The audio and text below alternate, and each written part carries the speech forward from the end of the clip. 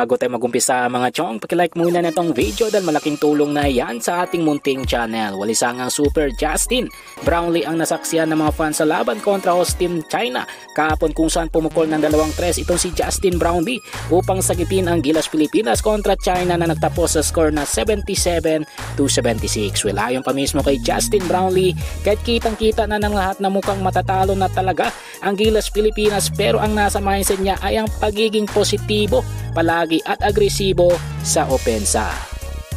Ibang balita, punta naman tayo sa dating scorer na Converge Fiber Xers na si Jeron Teng na isa ng iyong unrestricted free agent. Kaya anytime, pwede itong kunin ng ibang kupunan na walang kapalitan. Pero ayon naman sa mga sari-saring komento ng mga fans sa social media, ay sinasabi na masyadong demanding itong si Jeron Teng pagdating sa kanyang salary request dahil wala pa naman itong napapatunayan sa liga. Kaya naman swerte ni Teng kung mahalin tulad siya kay Maverick and Messi. Well, panguli sa ating balita mga chong, patungkol naman sa sinabi ni Calvin Abueva kagabi nung nanalo ang Gilas Pilipinas kontra host team na China. Well, ayon pa kay Calvin Abueva, napalundag siya at namanga sa ginawa ni Justin Brownlee sa dying minutes ng laban. Kaya naman proud na proud siya na nakapasok na ulit ang Gilas Pilipinas sa finals matapos ang mahabang panahon na pag-iintay. Well mga chong, nandito na lang ang ating balitang PBA at syempre huwag kalimutan mag-subscribe at i-like itong video bilang pagsuporta. So this is Channel B. Once again, I'm out.